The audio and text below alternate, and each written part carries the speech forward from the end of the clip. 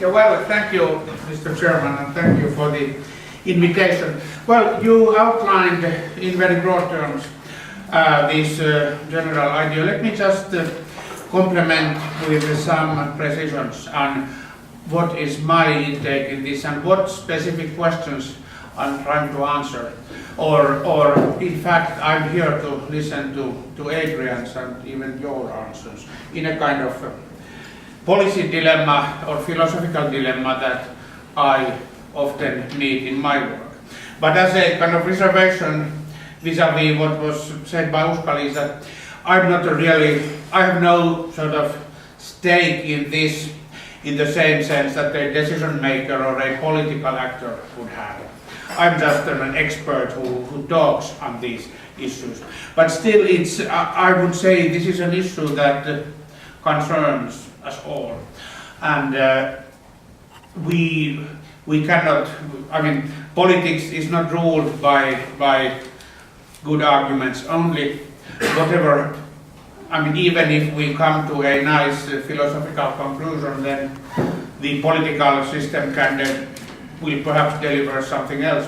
But it is always nice, at least, to have one good argument for that makes sense both economically and ethically for such a fundamental issue as this one.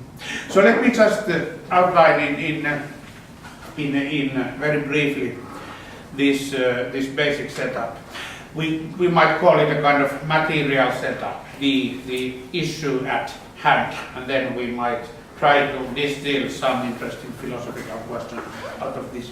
The basic material setup is that as a result of historical path dependency, now we have in these Nordic societies a large welfare state that was in fact built or designed by in a historical phase of society where, because of demographics, the budget constraint never appeared as stringent as it does today. For that sort of original working class struggle, which resulted in all these fine public services and social insurance mechanisms, since the workforce seemed to be growing, so that each new cohort of new active people in the labor market was larger than the previous one, then it mostly was not a problem of the issue of how we are going to finance this public procurement of healthcare or childcare or pensions or whatever. That issue seldom arose, since the new cohorts of workers and ergo taxpayers would always be larger than the previous one. So that somehow by investing the means of coming generations, it seemed fairly unproblematic to establish, to design these welfare arrangements. And in the eyes of that, or these original political actors and the active working class and the trade union movement, in fact, all this seemed to be more a result of political struggle than long-term planning in terms of a long-term budget constraint, as we economists would see it. But now, with another phase of the demographic transformation, we will, in all the Nordic countries, we will find us in a situation where it becomes much more difficult to finance these welfare state arrangements, the provision of healthcare, childcare, pensions, education, whatever is associated with the Nordic model. It becomes more difficult to finance them, and it is clear that to many economists like myself, that the key to ensuring fiscal sustainability is to establish high employment rates. This Nordic model of society cannot work if we do not have a very high rate of labor market participation in these Nordic societies. And this is what we need from a kind of technocratic economist perspective. This seems almost self-evident. We can never, it is technically not possible, I believe so, it is technically not possible to raise taxes so much as to be able to procure for these public services and transfers without a high labor market participation rate. And this is where this, so that the rational collective action response to this sustainability problem. You have surely heard people talk of this sustainability gap, kestävyysvaje. The rational collective action response to the sustainability gap is to design policies that will, in some ways or in one way or another, ensure that a large share of each cohort will participate in the labor market, search for work, and then work once a job is found, etc., etc. There is not much room in this situation for not working or just consuming leisure with the help of society's basic income transfers. But this policy, as far as I can see it, and in this country, Finland in particular, this policy, when you look at the details, then it is very hotly contested politically. It is felt as politically, it is by many citizens and many organizations, many trade unions, for example, they see this as a basically politically illegitimate policy, at least a policy that seems does not have a solid enough ethical foundation. And this raises several issues of legitimacy that I find that in my view sort of are raised or pop up in various discussions around this basic policy objective. The first one is something that I have characterized in some writings of my own as the legitimacy gap, as to using economic incentives to make people work. And it seems to me that to many, especially to older generations of workers who had a fairly unproblematic or sort of in principle whose in principle relation to work is one where the value of working is not contested per se, and the old Nordic working class puts a very high esteem on working. And this implies that the very idea of using economic incentives to compel people to work seems somehow unethical, or it seems to be something that hurts people's feelings and morals. The idea that you cut the unemployment benefit and put the unemployed on some kind of training course, this seems to imply that the policymakers regard these unemployed citizens as some kind of economically optimizing machines who do not value work per se. So that in some way we all start to look like shirkers if we look at how these policies are formulated. A comparison that I have sometimes made is the following. In our families, with our sort of closest, the people that we sort of have the closest relationship with, like my wife or my son, we would not like in our own household to use high-powered economic incentives to establish some goals that we otherwise would like.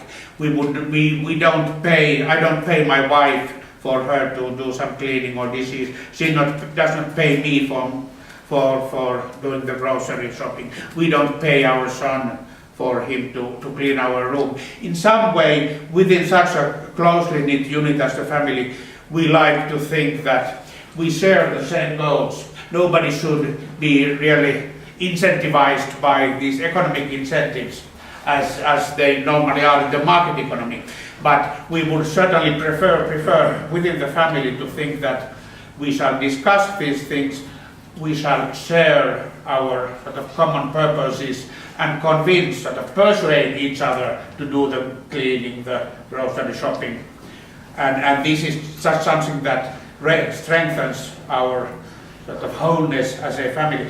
And in this older working class reaction towards these activation policies, I sense a kind of similar disenchantment or similar reaction that these policies do not really respect us as ethical citizens. They just want these policies treat us as objects and treat us as economic agents, which we are not. So that would be the first issue. There is a kind of values gap as to the very idea of trying to steer, trying to influence people's behavior with economic incentives. Another has to do, and this is more practical perhaps, but these Nordic societies have established minimum economic standards, and these are very strongly guaranteed by the constitution.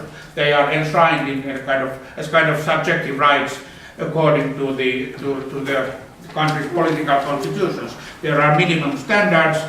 As far as I know, they are designated. They are nominated defined in bureaus. There are certain minimum standard levels that society must guarantee to an individual. And this is a kind of practical obstacle for many policies that are based on making it more attractive to work. I mean, that makes it impossible to cut the social security benefit or unemployment benefit in order to make it more economically attractive to look for work. Well, this is just a fact of life. But then the Nordic labor market policy, and this is something that comes from Denmark, really. It has found a rather clever way around this. What modern activation policies do is not to steal your basic income, it is to steal your leisure. And that's how the Danish economists or some political philosophers put it quite bluntly, that because the unemployed some basic income is guaranteed, but at least it seems possible to compel the unemployed in exchange for that basic income to attend some activation courses or to take some temporary jobs, subsidized jobs in short-term jobs in some firms or whatever. So it seems to be possible not to steal your basic income, that is guaranteed by the constitution, but it's somehow more legitimate to steal your leisure. And that raises the interesting issue of whether your own labor input really belongs to you. But and this is, in some sense, that latter question really associates to that big issue. We have established a comprehensive welfare state which kind of provides us with a package of services that starts with prenatal analysis, ultrasound pictures of the developing fetus, and it ends with the old age health services. All this, of course, imposes large costs on society. And now this really raises the issue, does your labor input belong to you? And this is,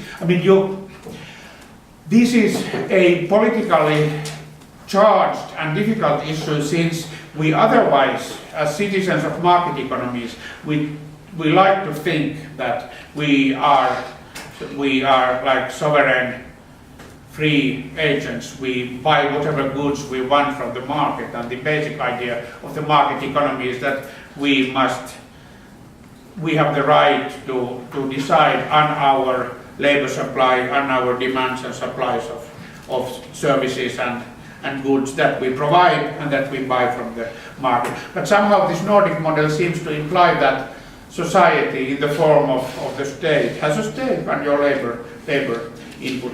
And this, well, I have no answer on this, but I guess it's I would say it's a very interesting issue. And especially if you consider it from the point of view of different groups in society. Say that you are a kind of right-wing libertarian who says, well, I have never voted for this welfare state. In fact, I would like to abolish it.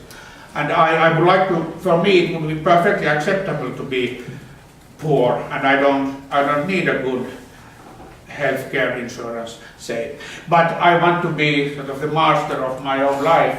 I don't want to go to any training or courses that are provided by the labor market administration. Is that okay?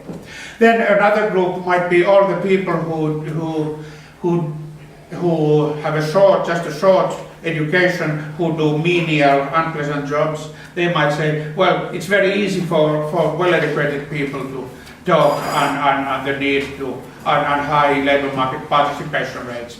But in fact, the reality is that we have to do very unpleasant and menial jobs, and we don't want to carry out these jobs. Is it legitimate for you to coerce, to compel us to do so?